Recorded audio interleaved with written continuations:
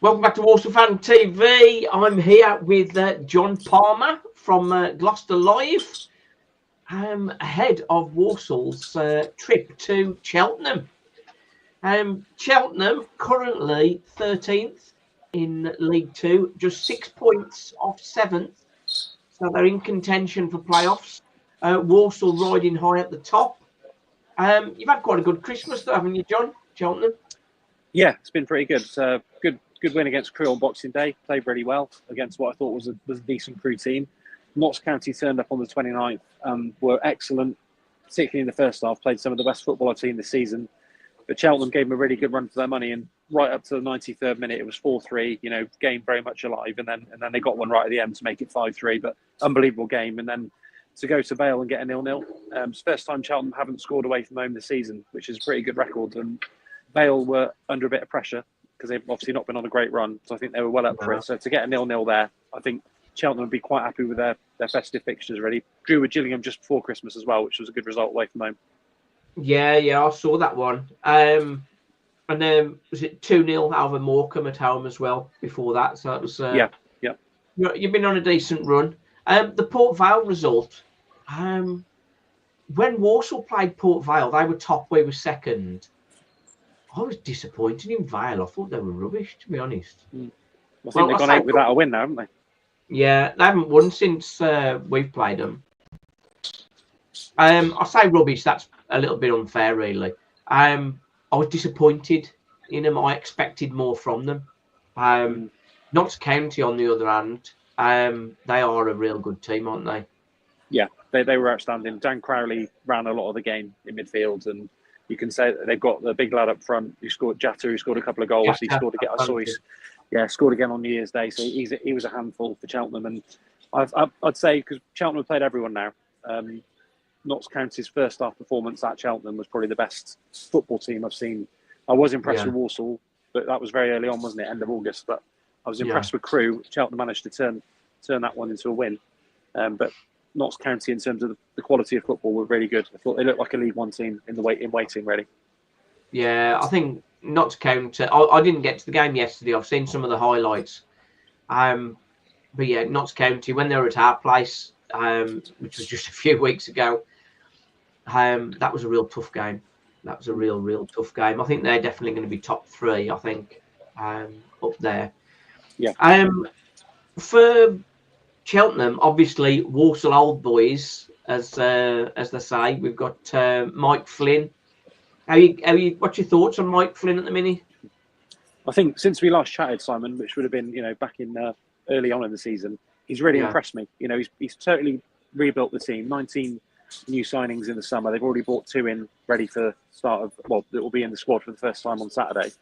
And he's really impressed me with the way he's gone about his business. He I think he's was just hoping for a stabilisation season, but I think, like you said, it's very bunched up. Apart from Walsall pulling away, everyone else is pretty bunched up there, and the playoffs look within reach. I think, based on the way Cheltenham played against some of the top teams recently, I think they are capable of making a push for at least keeping it interesting for the top 7 during the second half of the season. I think he's done really well, Flynn.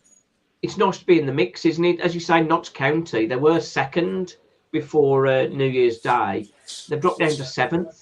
With Walsall beating them. Obviously, massive result for Walsall. I thought it was going to be perhaps the end of our run, but a second half super display. I don't know whether you've seen the highlights, the clearance early on in the 12th minute from Evan Weir. Evan Weir's not been getting a start for Walsall. He's not even been on the bench for a large part of the season. But when he's had a chance, and particularly in the cup games, he's looked very, very good. He was a clear man of the match for this one. Tyler Allen, who's been sort of lauded quite a lot, left centre half. Matt Sadler rested him and put Evan Weir in, and Evan Weir 2 assists, and then that clearance off the line is absolutely amazing stuff. Liam Kinsella's still there with you. How's he getting on? Yeah, he's come back strong because he was transfer listed at the start of the season. He's come back in. He sort of got himself in at right back to start with. Now he's made himself an automatic choice in centre midfield with Luke Young. So those two have formed a really good partnership in what's normally a 4-2-3-1. He's one of the two deep line midfielders with Young, and he's an automatic on the team sheet now. So he'll definitely be in the team to face Walsall, where he spent most of his career, hasn't he, on Saturday. I'm sure he'll be looking forward to it. As a CDM guy, breaking up play, he's an excellent player for that. Obviously, doesn't offer much going forward, but as one of two CDMs, he's sort of probably the best position for him, really. Yeah. George Miller. Yep. George Miller's another one. 6 goals so far this season. He's done all right for you, hasn't he? Yeah, he's been excellent. It took a while to get back up to speed because he missed a lot of last season through injury, but he's been, his strike rate's been very good. Like I said, I think 6 goals in about 12 or 13 League Two starts is pretty good. He did get left out yesterday at Vale. He started on the bench, and Ryan Bowman came back in.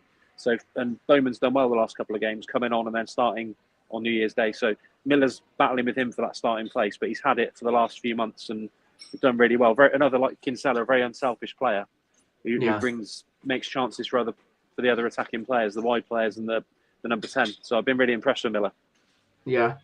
The one player we need to talk about, you've got a similar scenario that Walsall have got. Walsall, Nathan Lowe, on loan from Stoke, doing very well. 14 goals, 4 assists. Saw the news just recently. Huddersfield had put a bid in for him, but Nathan Lowe has said he doesn't want to leave Walsall. So that's good. Not that it'll be up to him if Stoke want to sell him, but I mean, he's a player that we really want to keep. And similarly for you, Joel Colwill, 6 goals, 3 assists, 3 in the last 3 games. Attacking midfielder, only 20 on loan from Cardiff, 9 in 27 in all competitions. He's been massive for you, hasn't he?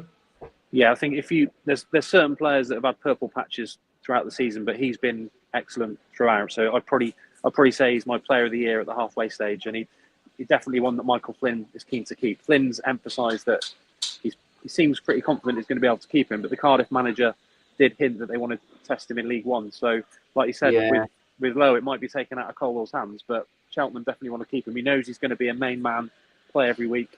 Like you said, the goal tally has been impressive. He looks ready, I think, to go next season and challenge for Cardiff's first team, whether they're in League One or the Championship. And hopefully Cheltenham can keep him because he's been a real talent.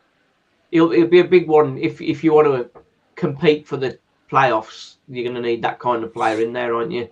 Definitely. And Sam Stubbs as well, who's the centre-back on loan from Bradford, who also Flynn wants to keep. I think Flynn's quite confident in keeping him. But keeping those 2 loans for the rest of the season, I think you're right, will go a long way towards deciding whether Cheltenham can challenge for those top 7 or not.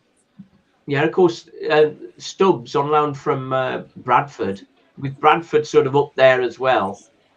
That's sort of a conflict of interest, isn't it, when you're loaning a player to the same division? Yeah, I don't think he's going to go back to Bradford. So it's either stay at Cheltenham or if anyone else comes in and tries to get him, because he has been good for Cheltenham. But hopefully, I can't see him going back to Bradford. So hopefully that bodes well that we can see him stay at Cheltenham for the rest of the season.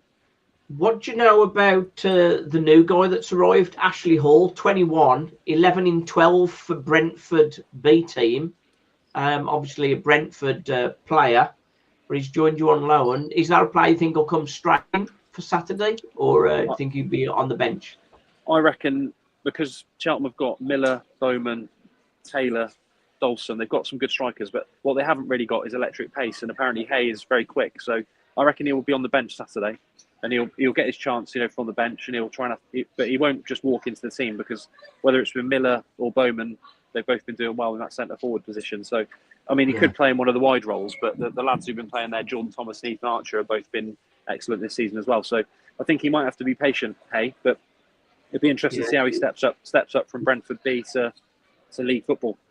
He's played wide as well, isn't he? So potentially he could play it wide as well. Yeah. For Walsall, we've had a few injuries in midfield, which has sort of tightened up our options. We did have sort of a wealth of players.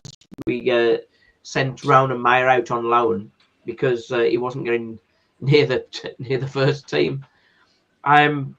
But a few injuries. George Hall had sort of got himself into the first team, has looked really good. but he's got injured. He's going to be out for a few months, I think, 2 or 3, maybe 2 or maybe 3 months. And Jack Earing, who'd been a regular bench warmer, he's picked up an injury as well. So that leaves us a little bit tighter in midfield for cover. And we think the reason Evan Weir came in at left centre half and Taylor Allen went to the bench, twofold really. Taylor Allen hasn't missed a game really he played the last 38 consecutive games for Walsall in all levels. But I think he was perhaps exhausted because it is sort of a very tiring time of the year. But equally, in the middle, on the left, Charlie Lakin, he covers so much ground, and quite often he sort of goes off around 70 minutes.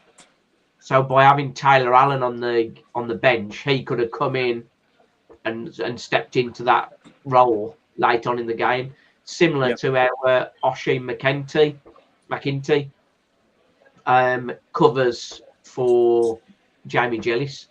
So that's the way Walsall have been playing. They've got such energy in the midfield, and then being able to bring players on to switch them, sort of to maintain that intensity, is massive. Oshie, of course, is really a centre half, but he did so well in midfield last season, and then because he's struggling to get a place in the back three, he's looking to play anywhere really, and he has got such an array of skills, can play him anywhere really. But one of my followers said he can play in every position, but I think that may be his sister, I think. But he's looked very impressive. He was very good by all accounts yesterday as well.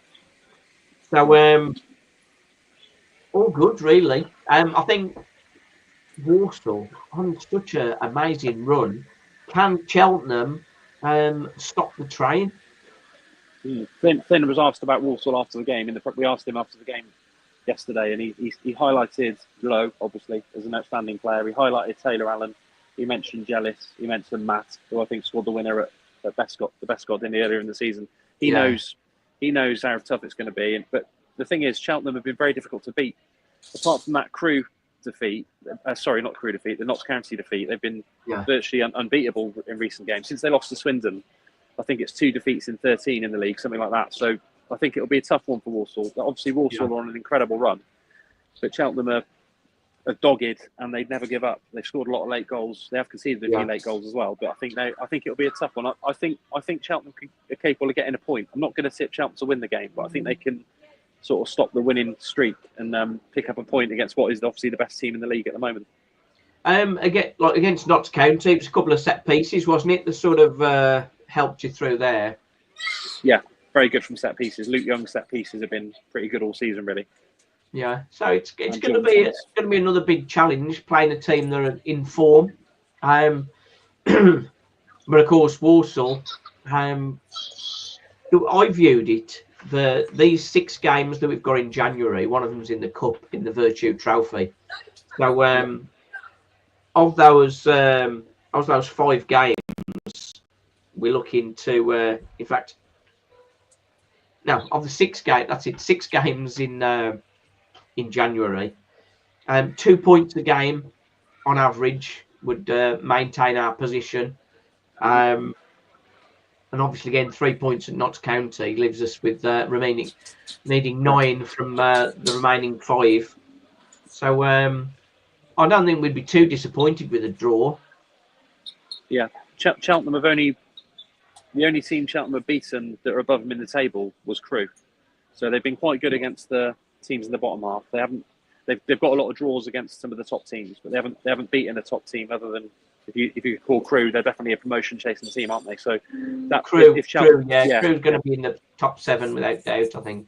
Yeah. So Flynn will be hoping that they can deliver against the best team, or at least give them a run for their money on Saturday. 12:30 kickoff, isn't it? Early kickoff, which will be interesting. It could be a chilly one. I'm glad you've told me that. I didn't know that.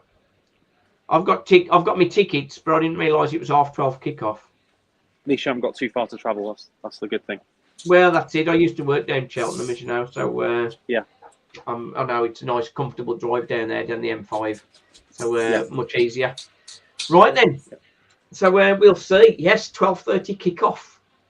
I say I would have missed that. So anybody that's listening and watching, get yourself there early. I think Walsall have sold out their allocation. The Walsall faithful are really sort of holding the joy that we're having at the moment and getting down there. So it's going to be good. I'm hopeful that Walsall can keep winning, of course. We sort of, it's the thing, you know yourself, when a team's doing well, the confidence takes you over the line quite often. And that's what it is for Walsall at the minute. We just need to keep things going. But John, I know you've got to sort of get back to Cheltenham. You were at Vale yesterday, of course. So thanks for joining us. Pleasure. And, thanks a lot, Simon. That's it. Enjoy Saturday and the rest of the season. But we're not going to make it easy for you. No, I'll be delighted with the point, but I'm looking forward to it. Cheers, mate. Thanks, John. Cheers, Simon. Cheers. Thanks. Cheers. I'm just covering off a couple of things we got here. Ross Dunkley, we're on the way for another 3 points. Luca talks ball. He's saying you guys are winning the league. We certainly hope so. And what he's added there was a really title challenge squad group players. I never expect Walsall to come and run away with League 2. 12 points clear. MK Dons 5 points off the autos with 2 games in hand.